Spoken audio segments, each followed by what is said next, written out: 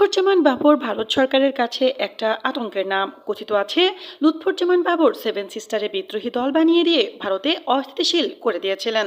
চীন পাকিস্তান মিলে ভারতকে যতটুকু ক্ষতি করতে পারেনি তার চেয়ে বেশি লুৎফুজ্জামান বাবর করতে পেরেছেন।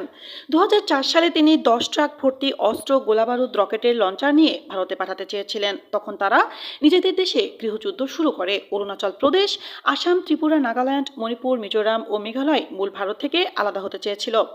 আর সেখানকার আন্দোলনকারীদের 10 ট্রাক অস্ত্র সরবরাহ করতে চেয়েছিলেন এই লুৎফুজ্জামান বাবর, কিন্তু শেষ পর্যন্ত করতে পারেননি।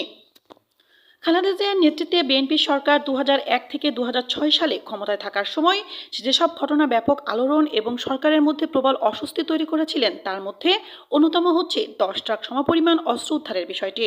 বাংলাদেশের ইতিহাসে সর্ববৃহৎ অস্ত্র ও গোলাবারুদের চালান আটক করা হয় 2004 সালে 1 এপ্রিল রাতে। পর্যবেক্ষকদের অনেকেই মনে করেন, বিপুল পরিমাণ অস্ত্র উদ্ধারের সে ঘটনা ভারতের সঙ্গে তৎকালীন বিএনপি সরকারের মধ্যে শীতল সম্পর্কের সূচনা করেছিল। দেশটির তৎকালীন কর্মকর্তারা দাবি করেছিলেন যে ভারতের চাপে পড়েই বিএনপি সরকার সেসব অস্ত্র আটক করে, অন্যথায় সেসব অস্ত্র ভারতের বিচ্ছিন্নতাবাদীদের হাতে যেত।